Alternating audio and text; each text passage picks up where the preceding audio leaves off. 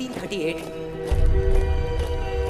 कैरली नाम के एक आदमी की हंगेरियन आर्मी में, और वो उस कंट्री का बेस्ट पिस्टल शूटर था।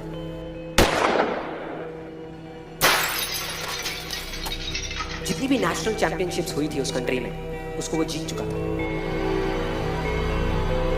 और सबको ऑलमोस्ट कंफर्म था कि 1940s में जो ओलंपिक्स होने वाले हैं उसमें गोल्ड मेडल कैरली को ही मिलेगा। और उसने सालों से ट्रेनिंग करी थी।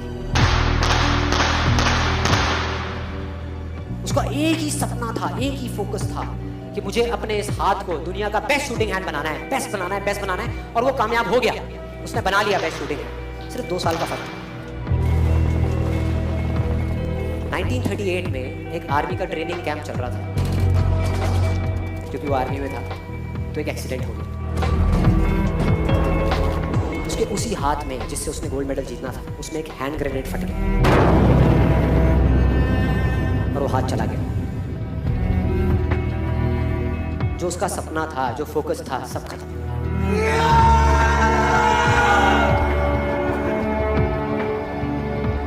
उसके पास 2 रास्ते थे। एक तो ये कि वो बाकी की पूरी जिंदगी रोता रहे और कहीं जा करके छुप जाए,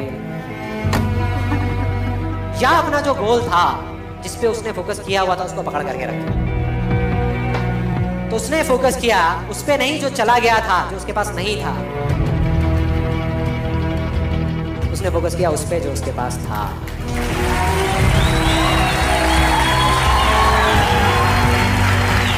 जो उसके पास था, और क्या था उसके पास में? एक लेफ्ट हैंड, एक ऐसा हाथ जिससे वो लिख तक नहीं सकता था। 1 महीने तक उसका हॉस्पिटल में इलाज चला इस हाथ के लिए, और सही 1 महीने बाद अपनी ट्रेनिंग शुरू करती इस हाथ के।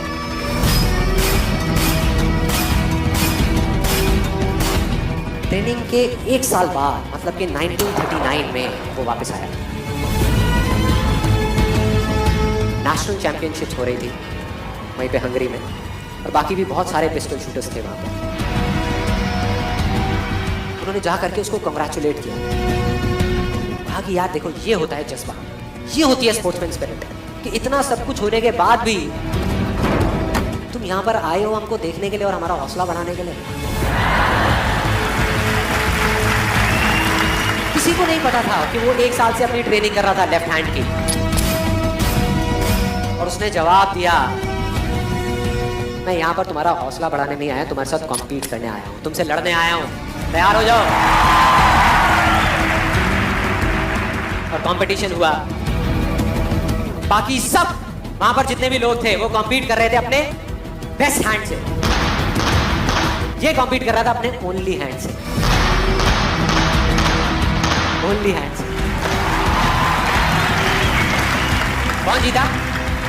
The man with the only hand, Kairali जीत गया। लेकिन वो यहां नहीं रुका। उसका गोल क्लियर था कि मुझे इस हाथ को, इस कंट्री का नहीं, इस पूरी दुनिया का बेस्ट शूटिंग हैंड बनाना है। उसने अपना सारा फोकस उठा करके डाला 1940 पे, जब ओलंपिक्स होने वाले थे।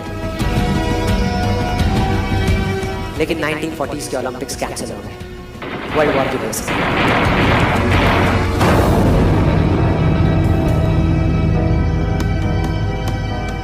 उसने अपना सारा फोकस उठा करके कहां डाल दिया? 1944 में जो ओलंपिक्स होने वाले थे उसके ऊपर।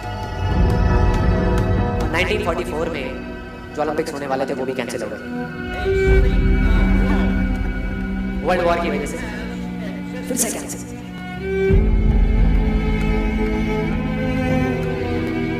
उसने अपना सारा फोकस उठा करके डाल दिया 1948 के ओलंपिक्स में। 1938 में उसकी एज थी 28 साल, 1948 में उसकी एज हो चुकी थी 38 इयर्स। और जो यंगर जो प्लेयर्स आते हैं निकल करके, उनसे कॉम्पीट करना मुश्किल होता चला जाता है। लेकिन मुश्किल नाम का ये वर्ड था ही नहीं उसकी डिक्शनरी में।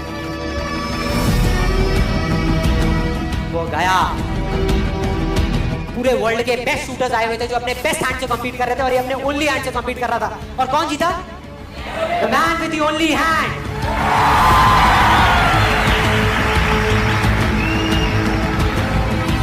लेकिन वो तब भी नहीं रुका। 1952 ओलंपिक्स, दोबारा कॉम्पीट किया उसने और इस बार गोल्ड मेडल कौन जीता? गैरल ली। 4 साल बाद दोबारा से, और पूरी की पूरी हिस्ट्री को बदल करके रख दिया ओलंपिक्स। इस पर्टिकुलर कंपटीशन में उससे पहले किसी भी एथलीट ने लगातार 2 गोल्ड मेडल्स नहीं जीते।